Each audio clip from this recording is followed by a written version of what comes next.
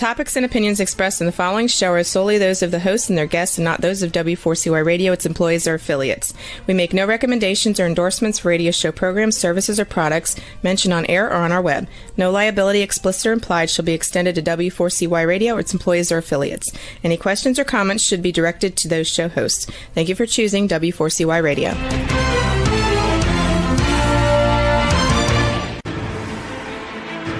What's working on purpose anyway? Each week, we ponder the answer to this question.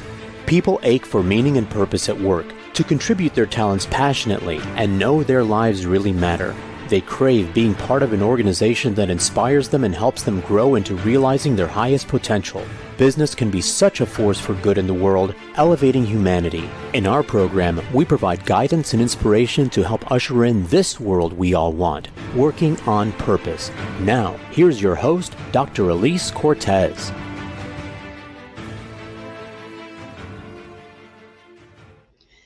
Welcome back to the Working on Purpose program, which has been brought to you with passion and pride since February of 2015 already. Thanks for tuning in again this week. Great to have you. I'm your host, Dr. Elise Cortez. If we've not met before and you don't know me, I'm an organizational psychologist, management consultant, logotherapist, speaker, and author.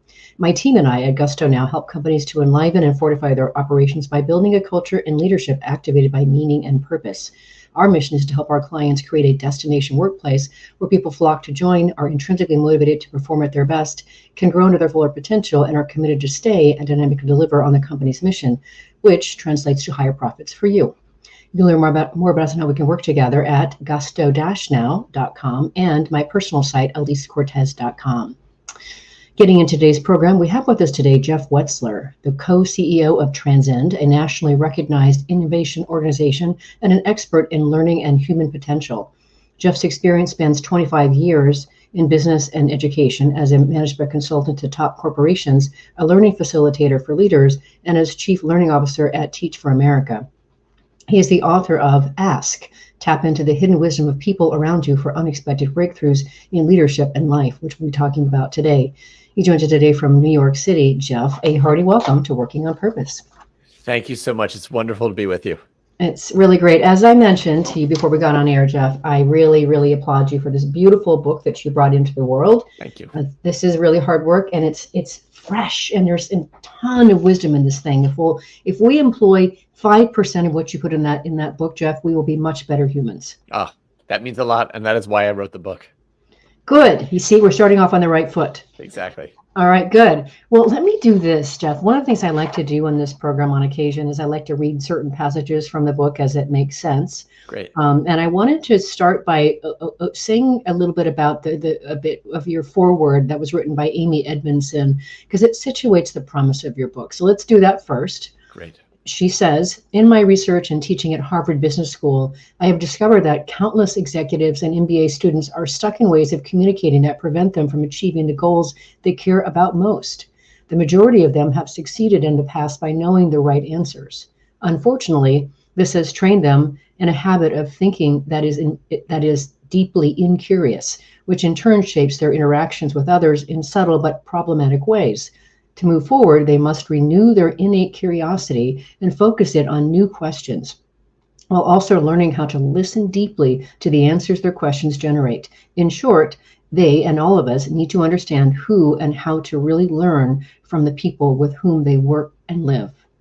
And so what I appreciated about your book so much, Jeff, is you're really teaching us the fine art of not just being able to ask those questions, but to situate a space where people, one, are compelled and want to respond and feel safe to respond. So much in that. I just want to start with that foundation.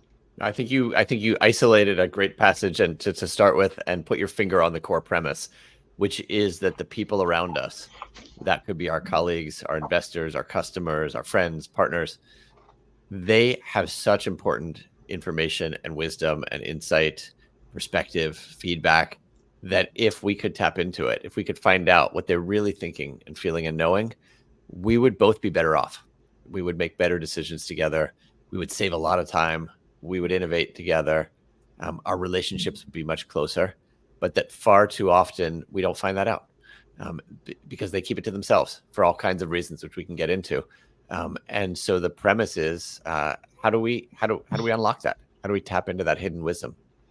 Yeah, that's literally walking around every day, all around us, in many ways, probably screaming to try to come out. Right. Right. So I just really got so much out of it, and I've been trying to put it to use. You'll be glad to know. I'm thrilled to hear that. Yes. Well, I do want to situate your background too, including your time and work at Teach for America and what you do at Transcend, and just hear how some of these experiences have contributed to you writing this book.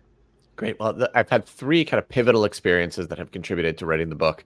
The first one was the first decade of my career at a management consulting company called Monitor Group. That's where I first crossed paths with Amy Edmondson. And at Monitor, there was someone who was Amy's doctoral advisor and also a very important mentor to me named Chris Argyris. And he was as you probably know, one of the kind of pioneers of the field of organizational learning. And he was obsessed with this question that Amy alludes to, which is that how is it that sometimes the smartest, most successful people are the worst at learning from other people in the way that they communicate? And Chris not only studied that problem, but he actually tried to do something about it.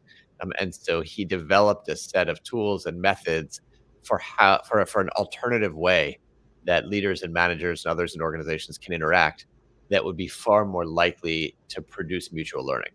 And so I had the benefit of learning from him and others around him who really brought his ideas to life, and then the chance to really teach those ideas to consultants and clients around the world. And I just saw how powerful they were. Oftentimes people would say, like, these are life-changing ideas, not just in my work, but in my personal life as well. And people would say, this day of training or learning that we did was the most powerful day I've ever spent in something like this. And so I didn't originally invent any of this stuff. I just happened to inherit it from Chris, but I saw it was kind of like pure gold. And so that was probably experience number one, to say there's something really important here. Then I joined one of my clients, which was Teach for America.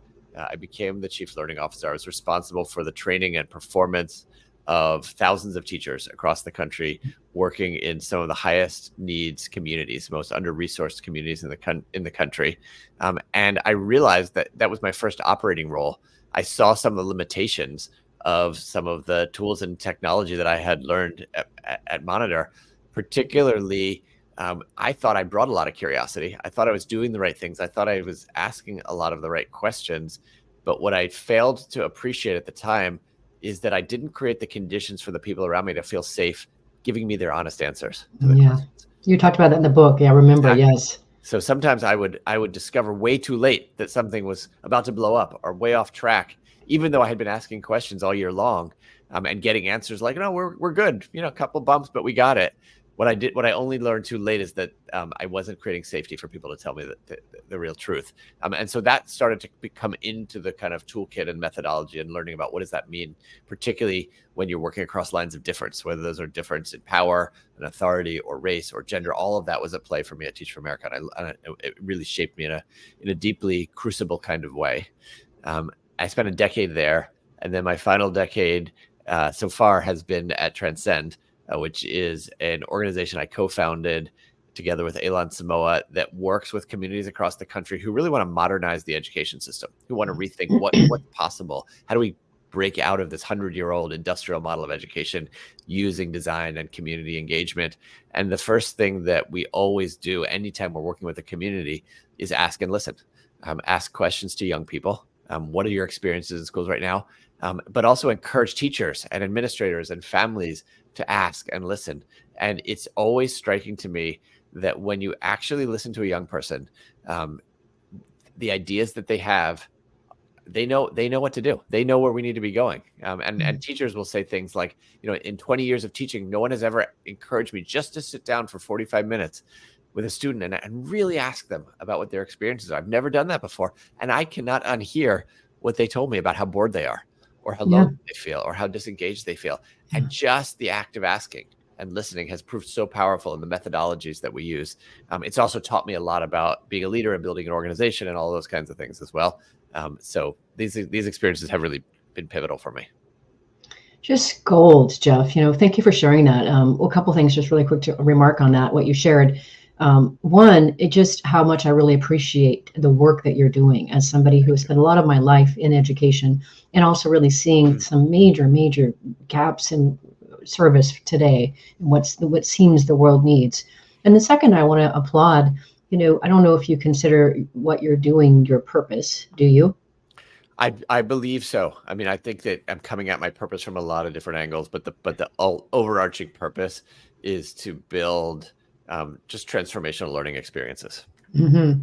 Well, and what I want to celebrate there, Jeff, and one of the things I often talk about when I'm out speaking to audiences or working with organizations is, the thing about purpose is, when we are true to it and we give ourselves over to it, we can see something through that small little lens that no one else can see. Yes. And when we act on that, then we make the impact that we crave.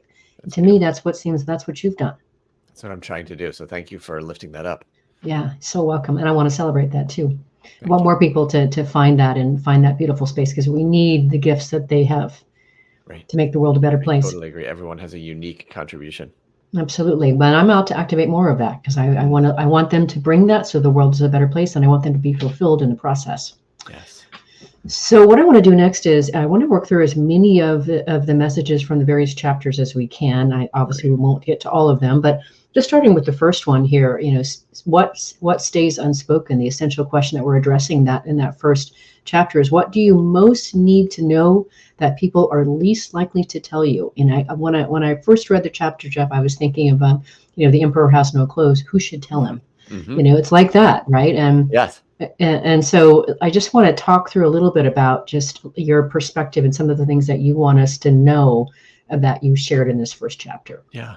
So just referencing back to the time I spent at Monitor and getting to work with Chris Argyris, one of the methodologies that he introduced is something called the 2-column case. And so he would ask leaders to come into a workshop and bring an example of a dialogue that was representative of the kinds of conversations they wish they could be better at handling. And he didn't just say, tell us about it. He had a very particular way of asking people to bring it in. And he said, draw a line down the sheet of paper.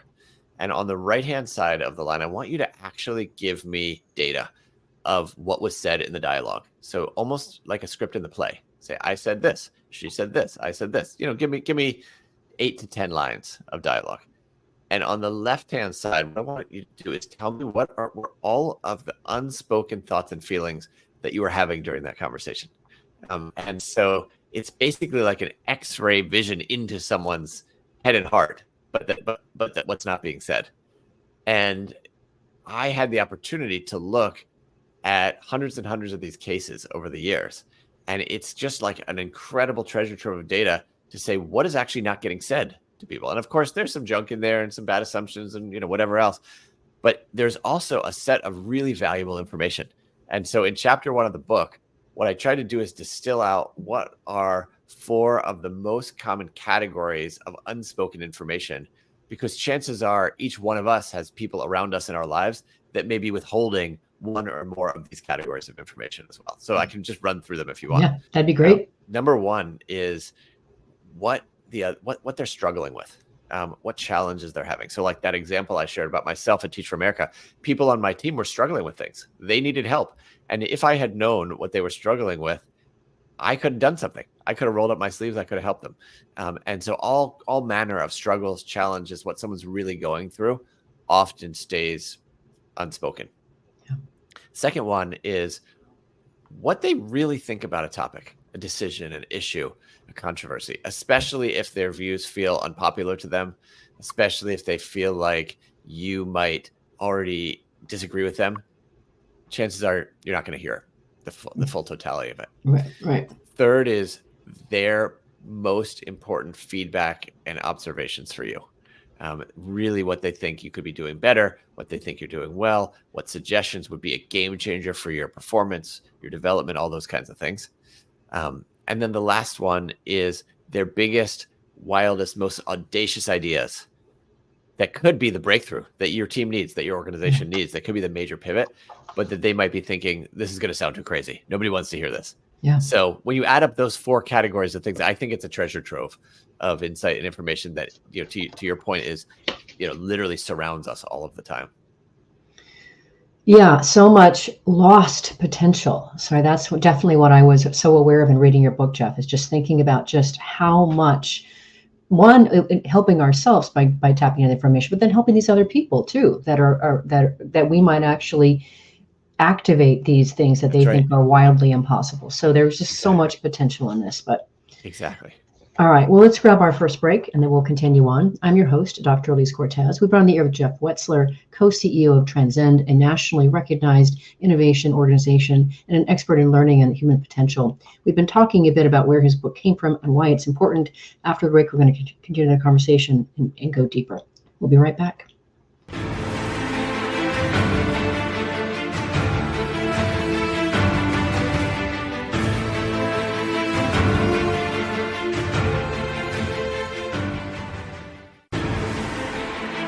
Dr. Elise Cortez is a management consultant specializing in meaning and purpose, an inspirational speaker and author. She helps companies visioneer for greater purpose among stakeholders and develop purpose-inspired leadership and meaning-infused cultures that elevate fulfillment, performance, and commitment within the workforce. To learn more or to invite Elise to speak to your organization, please visit her at elisecortez.com. Let's talk about how to get your employees working on purpose.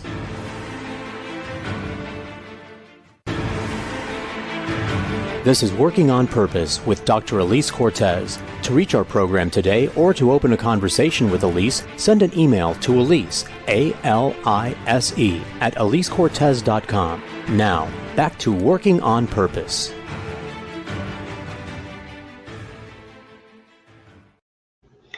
Thanks for staying with us and welcome back to Working on Purpose. I'm your host, Dr. Elise Cortez. As I'm dedicated to helping create a world where people realize their potential at work and are led by inspirational leaders that help them find and contribute their greatness, and we do business that betters the world, I continue to research and write my own books. So my last one came out in March of 2023. It's called The Great Revitalization, How Activating Meaning and Purpose Can Radically Enliven Your Business. And I wrote it to help leaders understand the lay of today's very discerning workforce. What do they want? And then I provide 22 best practices to help you equip your organization to provide that for them. You can learn more about all my books at elisecortez.com or find them on Amazon. If you are just joining us, my guest is Jeff Wetzler. He's the author of Ask, Tap into the Hidden Wisdom of People Around You for Unexpected Breakthroughs to Leadership and Life, which we've been talking about so far. So where we want to go next is we've situated that there's so much potential of what we could actually learn from others if only we learn to ask in a good, compelling, appropriate way. But now let's talk about why people withhold. Why don't they tell us what they really think and feel? And I became obsessed with this question, especially as I realized what I was not finding out from people and how valuable it was. And I said to myself, why aren't they telling me? I mean, this could be better. This is not just good for me. This could be good for them too.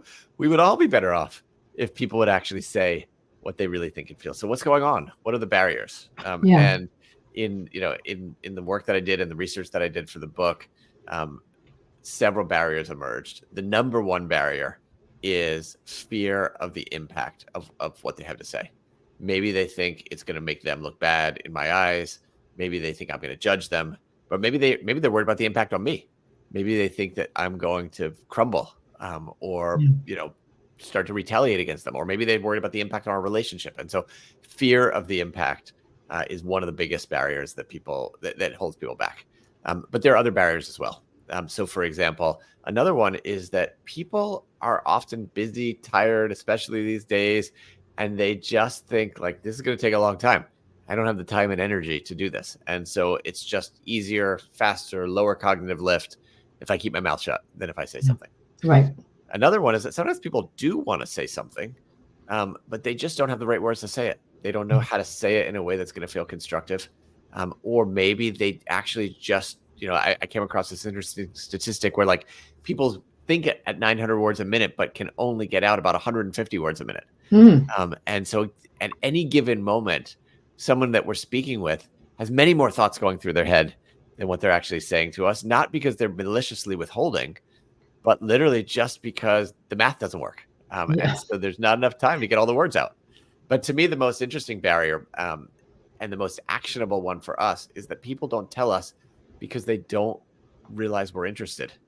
They don't actually think that we value what they have to say. And so if they don't think that we value what they have to say, and it's going to take time and there could be some risk to it, it's a natural decision to keep quiet. And none of this would be a problem if we could actually read people's minds. If we could just guess what they are thinking and feeling and knowing. And it turns out that we think we're a lot better at that than we are. and even some of the like best advice, most conventional wisdom, things like read their body language. Turns out research shows that doesn't make us any better. Try to put yourself in their shoes. Turns out that doesn't work either because we're not actually in their shoes. There's only one thing that research has shown reliably allows us to figure out what people think, feel, and know. And of course, that's asking them the question, but it's easier said than done. Yeah, for sure. For sure. It just really helps situate, so that we really understand what people are up against for us to be able to extract that precious wisdom from their minds and hearts. So at this point, let's do this, Jeff. Let's just situate. You have a whole ask approach, a whole ask model. So maybe it makes sense before we go further here, if you could just situate this steps to your approach. Yes. So there are 5 practices that I call them steps because they can often be helpful to be done sequentially. But honestly, any one of them will get you closer to learning from other people as well. Yeah. The first one is called choose curiosity. And that's really awakening ourselves to truly want to understand what we can learn from someone else and recognize the limits of our own assumptions and stories, and really have a desire to learn. The second is called make it safe. And making it safe is all about lowering those barriers so that people feel more comfortable, so that it's easier for them to tell you their truth, especially hard truth. The third one is the heart of the ask approach. It's called pose quality questions. And I define quality questions simply as questions that help us learn something important from someone else. And it turns out there's a whole taxonomy of quality questions. There's different question strategies that we can use, just the same way I imagine a surgeon would say, I've got different tools for what I want to get at. As well, I've got the scalpel and this and that. Same thing can be true of questions, but we never get taught what are the actual best question strategies to use. So that's step 3.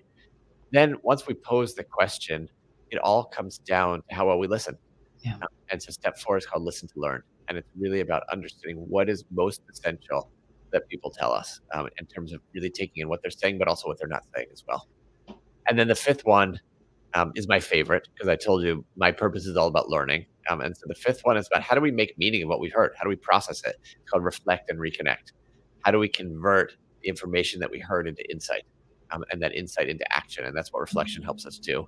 And I talk about it as not just reflect for yourself, but reconnect to the other person and let them know, this is what I learned from you. And thank you. And thanks for the risk that you took as well. And so that completes the cycle. Yes. And to reward them for that, right? For Absolutely. Having the courage and making the effort and going through with it and risking that you are going to take it badly. I just really love that step as well. So those are the 5 at a high level. Okay. Well, let's dig into as many of those as we can as we have time. So then Absolutely. The first then step or a part of it is the curiosity approach. Let's talk about that. What does that entail? Yeah, so it's called choose curiosity. And I think the word choose is important because I'm looking at curiosity not as something that's a trait that some people have or other people don't have, or not as something that's a state of mind that we're in. I'm feeling it or I'm not feeling it, but really as a choice, which means it's a decision that is always available to us. And when we make the decision to be curious, we're really asking ourselves one question, which is, what can I learn from this person? Yeah. And when we ask ourselves that question, it starts to shake loose the stories we have, the assumptions that we have. It gives us the space to be wondering about things like, well, what do they see that I don't see? What is a different way to look at what I'm seeing right now? How might someone else interpret it? Is there a different conclusion that I could be reaching? And the underlying conceptual model for choosing curiosity that I draw from is called the ladder of understanding. It was also originally developed by Chris Argyris. And it really helps us to see when we walk into a situation and we're swimming in all kinds of information and data, everything from what does someone say to what they're wearing, to what they didn't say, to the room, millions and millions of data points. We've got to just zero in on a tiny fraction of it because otherwise we would be paralyzed trying to pay attention to everything. And we forget that we've zeroed in on a tiny fraction of it and not the totality. And so we think that this tiny fraction of what we zeroed in on is reality. And then, of course, as human beings, we immediately zip up this ladder and we climb rung by rung by rung to interpret it and make it mean something, and then have a story about it and then say, we've got to do this next. And that happens in microseconds outside of our conscious awareness. Yeah. And so choosing curiosity is really about slowing down that process, walking back down the ladder and saying, what else might I have overlooked? What's another way to interpret it? And so on. And once we've done that, it makes the ability to ask questions come from a much more authentic place, because it's not a gimmick. It's really coming from a place of, oh, I realize there's a lot more to know that I don't know right now. And so I want to understand. And even that, just that being in that state of curiosity, I think radiates an energy that causes people to want to share with us. Yeah, like I certainly can imagine this response of being, wow, Jeff, I never saw it that way. I never imagined that when I am presenting and I say these things, they could actually be totally rubbing people in a wrong way. That never crossed my mind. Yes. Wow, thank you so much. I mean, so the other person is like, oh, one, thank goodness. And two, now they're leaning forward because you have recognized something in them. So I really also really embrace choosing curiosity. Beautiful, Jeff. Okay, so now though we've got to really take it another step further here, and that is to really make it safe for them. And so, how do we make it easier for people to tell us the really hard things? Yes, and so in this part of the book, I talk about what I call a safety cycle, which is that how do you create psychological safety at the interpersonal level? Yeah. The first part of that is about creating connection with the other person. It's hard to have any kind of safety if we're not connected with each other. And some of that is about making sure that we have built the connection far before the time when we're actually trying to have this conversation and learn. So dig your well way before you're thirsty. But some of it is also never heard that before. Thank you. Some of it is about the where and when do we actually connect as well. And so, as part of the interviews for the book, I talked to CEOs, and I chose CEOs because CEOs are notorious for not hearing the truth from people, for people telling them what they think they want to hear, what's going to make them look good. And I said to the CEOs, how did you get the truth out of people, especially people multiple layers away from you? And one of the common themes was about creating connection. And they said, I would never invite someone to my office and make them sit across the big, intimidating CEO desk from me and assume that they're going to feel safe or comfortable telling me the truth. No, I'm going to go where they want to go. We're going to have lunch together. We're going to go to the cafeteria. We're going to take a walk. We'll sit on a couch. We'll do a ride along, whatever it is. And there was no single common answer other than wherever is most comfortable for them to go. And so part of that is creating, I find that true in my own personal life too. If I want to actually find out from my teenage daughter what's going on at school, it's not going to happen when she gets home from school and I say, how was school, or over dinner. It's going to be when she wants to talk about it, which is usually 11 p.m. when she's done with her homework and done talking to her friends, and I want to be asleep, but that's when she wants to connect. And so if I want to learn from her, that's what I need to do. Yeah. So that's all first part of the safety cycle, creating connection. Once we create connection, then it's all about opening up. If we want to ask other people to open up to us, we got to open up first. We got to show our cards first. And it can be as simple as opening up about why I'm asking the question. Yes. Or it could be as opening up even more vulnerably. Like, here's what I'm struggling with. Here's what I'm working on. Here's what I realize I don't know. Here's why I need your help.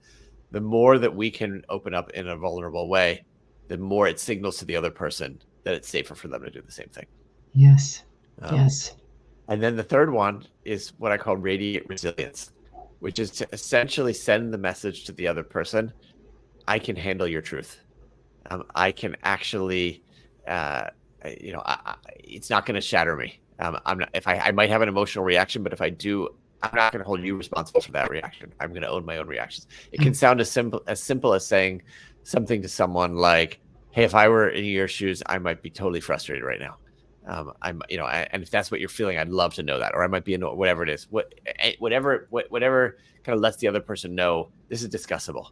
I'm resilient to all of this. So creating connection, opening up, radiating resilience are three really important parts of making it safer for someone to share with us. I really like that, radiate resilience. The other ones really, make intuitive sense to me, but this notion of, look, whatever you say to me, and even if I get emotional with what you tell me, it's okay. I think that is so powerful, Jeff. Thank you. I found it makes a huge difference. Yeah. Well, now let's get into, people are like, okay, you've convinced me. I need to do this, right? Now, how do you ask the question? Yeah. Now what do I do? So now we get into the step of posing those quality questions. And I found you have a beautiful set of list of questions in your book that really help guide. But let's talk about a little bit about how can we create and pose those quality questions. So I think, first of all, we need to really distinguish between what's a quality question and what I call a crummy question. Yes, you do that beautifully in your book. I love it. Crummy questions. I think a lot of what passes for questions I would call crummy questions. These could be questions that are just clumsy, like, sometimes when people explain something and then they'll add, isn't that right at the end? I think sometimes people want to know, do you actually agree with them? But when they say it like that, I think it's clumsy because it makes it hard for the other person to disagree with them. Or, of course, there's the sneaky questions that are, like what a lawyer would ask people to try to get them to admit something. But we use sneaky questions all the time. Wouldn't it be better if we waited to do this a little? Those questions make it harder and people can feel manipulated. And then there's attack questions. But quality questions really help us learn something important from someone. And there's a whole taxonomy. I'll give you just a couple examples if you want. I mean, one of my favorite strategies in the taxonomy is one that's called request reactions. And this is just very simply saying to the other person, hey, here's what I think, or here's some feedback, or here's what I'd love to ask you to do. But I want to check, what are your reactions to that? How does that sit with you? How does that strike you? How does that land with you? What might I be missing? Any of those kinds of questions are questions that really open it up for the person to let you know what is their thinking about your thinking. And I think so often we assume that if someone disagrees or it's not making sense, that they'll tell us. But for all the reasons we just discussed around lack of safety, oftentimes they don't tell us that. And so we walk away thinking we're good, and they're walking away thinking, I totally disagree with them. And if we had only asked some version of what are your reactions to that, we would significantly increase the chances that we would actually find that out and could course correct and get on the same page much sooner than that. Sometimes I think we intuitively ask a question like, does that make sense? Which is a version of requesting reactions, but I would call that a crummy question because it's very hard for the other person to say, no, that doesn't totally make sense. Or people usually just nod when someone says, does that make sense? So that's one category of quality questions. Another category of quality questions that I love is one that I just call see what they see, which is really if someone has shared with you a point of view and you started to dig deeper and say, tell me more about how you got to that, or the next question can be, are there some examples, or what's a story that you have that would really help me see how you got to that?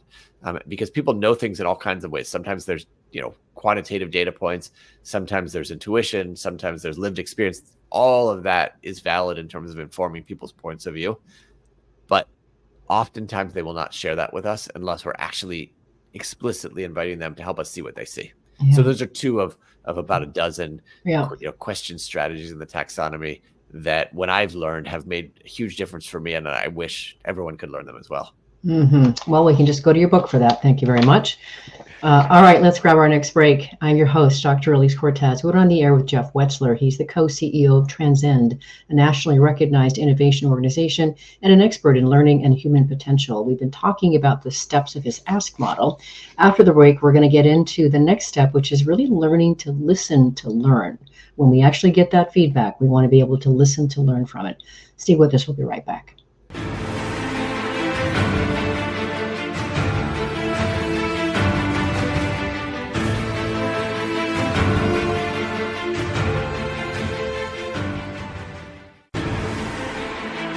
Dr. Elise Cortez is a management consultant specializing in meaning and purpose, an inspirational speaker and author. She helps companies visioneer for greater purpose among stakeholders and develop purpose-inspired leadership and meaning-infused cultures that elevate fulfillment, performance, and commitment within the workforce. To learn more or to invite Elise to speak to your organization, please visit her at elisecortez.com. Let's talk about how to get your employees working on purpose.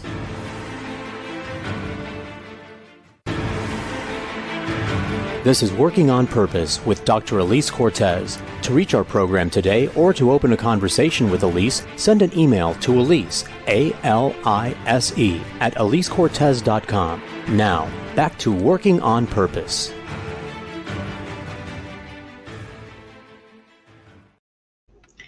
Thanks for staying with us and welcome back to Working on Purpose. I'm your host, Dr. Elise Cortez. I mentioned in the last break that my last book came out in March of 2023 called The Great Revitalization. What I did for you is I created a 3-page free assessment that you can take off my website.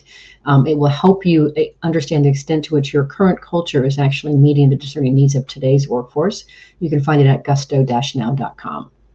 If you are just joining us, my guest is Jeff Wetzler. He's the author of Ask. Tap into the hidden wisdom of people around you for unexpected breakthroughs in leadership and life, which we've been talking about today. So this next step here, of course, is listen to learn. So let's just model what that doesn't look like. When somebody gives you feedback, you don't say, that's not right. That's not it at all. That is a right? very good example Right. of what it does not look like. Okay, so let's talk about what it does look like. But there's also many more subtle examples too, like just sort of saying like, "Okay, got it," and let's move on. Right. And the other person doesn't know, or saying, "Have I got some feedback for you too?" So there's all kinds of I would say non-examples of listening to learn, but really listening to learn is about truly taking in what's most essential from someone. And one of the other amazing mentors that I had the opportunity to work with at Monitor was someone named David Cantor, who was one of the pioneers in family systems therapy. And then he brought his tools for working with families to teams and organizations as well. And one of the things that he taught me is that people speak in different languages. Sometimes people speak in the language of content. And they're actually saying, here's the facts, the figures, the arguments, the claims, the propositions, all those kinds of things. That's what's going on. But sometimes people speak in the language of emotion. Here's what I'm feeling. I'm upset. I'm frustrated. I'm sad. I'm angry. I'm happy. Whatever, all the things. And sometimes people speak in the language of action. It's not about what I'm feeling or what I'm saying. It's what I'm doing. I'm supporting, I'm pushing back, I'm raising questions, I'm repeating myself. And so if we really want to listen to what's going on, we need to learn how to listen through all three of those channels: content, emotion, and action. And when you do that, I think it's kind of like when a music aficionado trains themselves to listen for the vocals, and listens for the percussion and listens for the harmony, and is able to isolate each one, but then is able to put it back together in a way that creates a much, much richer understanding of the whole piece. Yes. And we can train ourselves to listen for all three of those things as well. So that's the first piece. How do we triple the amount of information that we're taking in by listening through content, emotion, and action? And then the strategies for doing that, there's quite a number of them. Yes. It starts with just becoming quiet. And I call it, zip the lip, but just like giving the other person actually the space to say something, and not jumping in and filling the vacuum immediately, but really sitting there quietly and listening. A couple of the most powerful ones, I'll just lift up. One is called paraphrase and test. And this is just simply saying back to the other person, "Hey, this is what I think I heard you say. Did I get that right, or what did I miss?" And that's to me, like, that's the magic question. Because it does multiple things. One is it lets you know if you got it right. And I will say, at least half the time when I say that to someone, they'll say, "Well, that was kind of part of what I was saying, but that's not the whole thing." Right. Or, "Now that you said it back to me, that is what I said, but what I actually meant was this." So you get much better information when you do that. But it also sends the message to the other person how much you care about them, that I've taken the time to actually use my own breath, my own words, to check if I really get where you're coming from. That's a message of value to the other person as well. And then I also find that intense conversations, it can change the tempo. It can just slow things down rather than a counterpoint back and forth. When one person says, "Wait a minute, before I just come back at you, I want to check that I hear you right." So if you take nothing away from this conversation, I would say just paraphrase and check if you understood. And I'll share maybe one other, which is what I call just pull the thread, which is that when someone says something to you, before you move on, just keep pulling. And part of, I learned this from interviewing psychotherapists who would talk about this thing that they call the doorknob moment, which is that right at the very end of a therapy session, like minute 49 and 45 seconds out of a 50-minute therapy session, just as someone's getting up, have their hand on the doorknob, that's when they say, "By the way, I'm having an affair," or "I'm being investigated by the government," and the question is like, why did they not say this for the entire near hour that we were together? And it could be, I asked the therapist, and they said it could be a number of things. One is they're not sure how the therapist would react. Maybe they're building up the courage. Someone recently told me another reason is they might say it at the very end because they want the therapist to be thinking about them all week until the next week. Who knows? But the point is that the most important thing that someone has to say to you is often not the first thing that they say. They answer the question. And so often we think we've asked the question, they've answered the question, okay, let's keep going, we're good. But really, you got to pull the thread. And an easy way to pull the thread is just to simply say, "Can you say more about that? What else? What else?" And sometimes when I'm with my own team and we're brainstorming or I'm asking them a question, I'll just say, cool, that's an amazing idea. What else? And I'll say to them, I'm going to keep asking you what else until you tell me you're out of ideas, because they keep getting better each time I ask you that Right. question. Yeah. So just, continuing to pull that thread is another really important listening strategy. Awesome. I just want to add one more really quick, because I do Please. want to go on here, and that is to watch your face. Yes. So as you're getting this feedback, and you're like, you're screwing up your face because it hurts, it's painful, or maybe you don't agree or whatever. I mean, so I really think that advice of being aware of what is your face saying. Are you starting to grit your teeth, and is your fist getting going into a fist? And these are all things that might just tell the other person, I am not going any further here. So just one CEO that I spoke with, Chuck Halfu, he said he intentionally tries to keep kind of like a neutral, receptive, yes, mildly positive reaction, facial expression. And by the way, the positive reactions can also be as dangerous as the negative reactions too. Yes. Because people are saying, well, what did I just say that made them so, happy or whatever? So just being receptive and watching your facial reactions.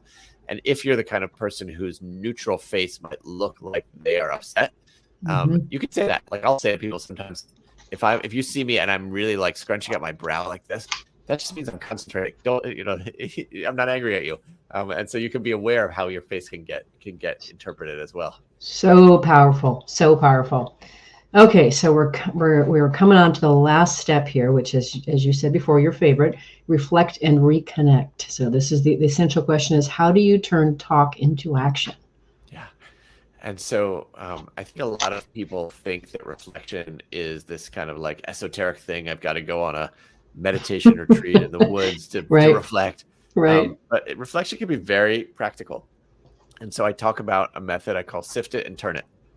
Sift it is just simply to say, if someone told you 12 things in a conversation, ask yourself, which ones are the most important ones to really sit with? Sometimes what people tell us, including feedback, is not all necessary or important for us to take in. Sometimes it's biased. Sometimes it's not, it's not healthy for us. And so sift it and ask yourself, what out of what I heard them say really matters the most? And sometimes it's helpful to sift it with a friend or a coach or a thought partner or a therapist or someone who can help you make sure you're sifting out the right stuff and keeping in the right stuff as well. And then once you have those few nuggets, then I talk about turn it, which just means turn it over in your mind a few times.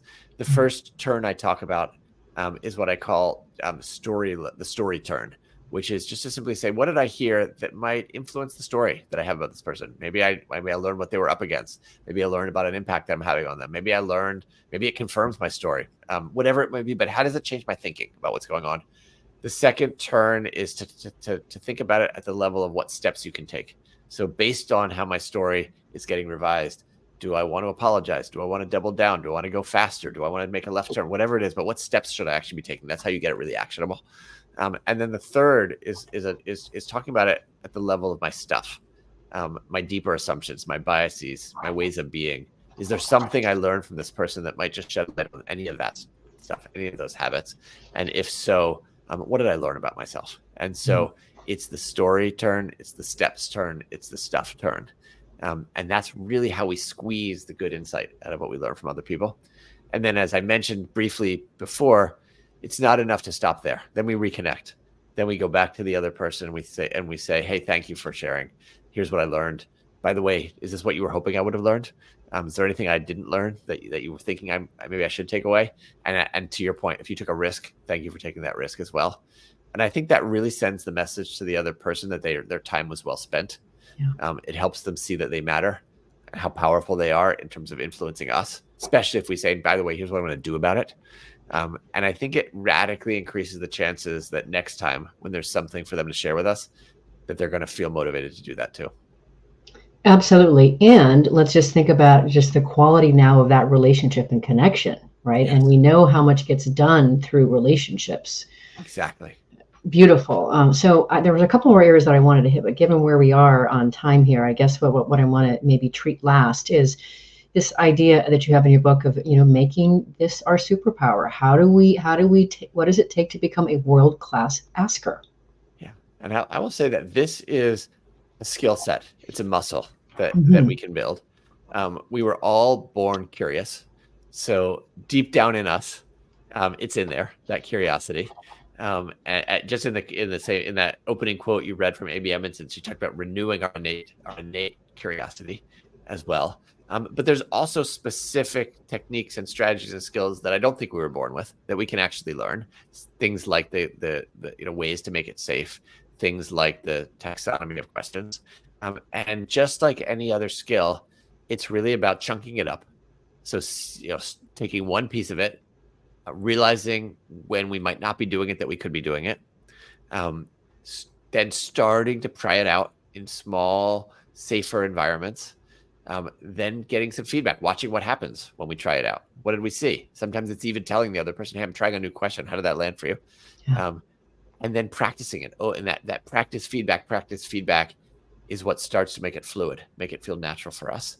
And then pick the next skill and try it again, and pick the next skill and try it again. And then once you start to get those down, you can begin to then try it in a slightly more risky circumstance. And from there, it goes from being kind of a new skill to a muscle, and ultimately, I think, to a superpower that really does start to come more naturally. Beautifully situated, because that gives me enough time now to hit the last area that I wanted to hit for you. So thank you for that, Jeff. You're a great partner. Given that I do work with organizations to help them build their culture that's activated in meaning and purpose, I would be remiss if we didn't talk about how we can fold this into our team. Making this our organizational superpower, as you say. So this idea of how can we unlock the collective genius of our teams using this methodology? Yes. And so it's a recognition that every team, both inside the team and around the team, has insight, collective intelligence, collective genius around it. And there are a number of ways that teams and organizations build this in. More and more teams and organizations are getting very intentional about tapping into end users. Those end users might be customers. Those could be software users. Those could actually even be employees themselves as well. But really being intentional about asking the right questions, making it safe, for sure, closing the loop, saying, here's what we had, here's what we did with what you shared with us. There's also a number of hiring practices that one can build, actually send the message that we value curiosity. When I was interviewing for my first job, one of the things that happened was that after a big performance task, someone sat me down and gave me a whole bunch of critical feedback. And I thought they were just being nice and telling me why I didn't get the job. But what they were really doing was testing for my reaction. Was I going to be curious about that feedback? Or was I going to be defensive about that feedback? And you could see some natural inclinations that people have as well. Yeah. Of course, there's also the possibility to actually do this training and help people actually build these skills, read the book, do workshops, practice, all that kind of stuff really embeds it. But the thing I think I would maybe land on the hardest is the modeling of leaders. For leaders to see themselves as learners in chief, whether you're a team leader, whether you're a business unit leader, whether you're the CEO of an organization, to actually model for your people what it looks like to say, wow, I don't know the answer to that, or I need some help, or what can I learn from you, or here's a question, or I'm really curious about this, or I got that wrong and here's why. Any of those kinds of things can go so far in terms of sending the message in your culture. This is an important thing to do. Jeff, that's just gold. Beautiful. I'm so grateful to know you. And by the way, I last week I had on my show Dr. Marie-Helene Pelletier, and I told her you were coming on. She goes, oh, I know of Jeff and his work. So you are officially famous. So just say in about 30 seconds, what would you like to leave our listeners and viewers across the world with? I think I would just say there is something important to learn from every single person in your life. Even people that you think you've known for years, even people that you live with, that you're very close with, there's something you don't know that if you can tap into, will make you better off, and will make your relationship better off, and will really benefit them as well. And it's totally doable. It's something that we can all learn to get better at. Jeff, thank you. What a beautiful way to close. As I said, very grateful to know you, and definitely want to be able to spread this beautiful word about what you're doing in your work. So thank you for being on Working on Purpose. Thank you so much for having me. Really appreciate the conversation. Very, very welcome. Great stuff. Listeners and viewers, you are going to want to learn more about this remarkable man, Jeff Wetzler, the work he does at Transcend, and his book, Ask. So the best way to start that process is just go to his website, askapproach.com, askapproach.com. Last week, if you missed the live show, you can always catch it via recorded podcast or wherever you get your podcast. We were on air with Dr. Marie-Hélène Pelletier talking about her book, The Resilience Plan, a strategic approach to optimizing your work performance and mental health. She taught us just how important it is to proactively manage our resilience and laid out a plan to do so. Next week, we'll be on the air with Karen Golden-Biddle talking about her book, The Untapped Power of Discovery, How to Create the Change That Inspires a Better Future. We will talk about how nurturing a learning organization and embracing the discovery process, leaders and their teams can take the path that goes beyond familiar change management practices and far beyond the limited scope and assumptions of change management that is still taught in North American business schools today. See you there. Remember that work is one of the best adventures and means of realizing our potential and making the impact we crave. So let's work on purpose. We hope you've enjoyed this week's program. Be sure to tune into Working on Purpose, featuring your host, Dr. Elise Cortez, each week on W4CY. Together, we'll create a world where business operates conscientiously, leadership inspires impassioned performance, and employees are fulfilled in work that provides the meaning and purpose they crave. See you there. Let's work on purpose.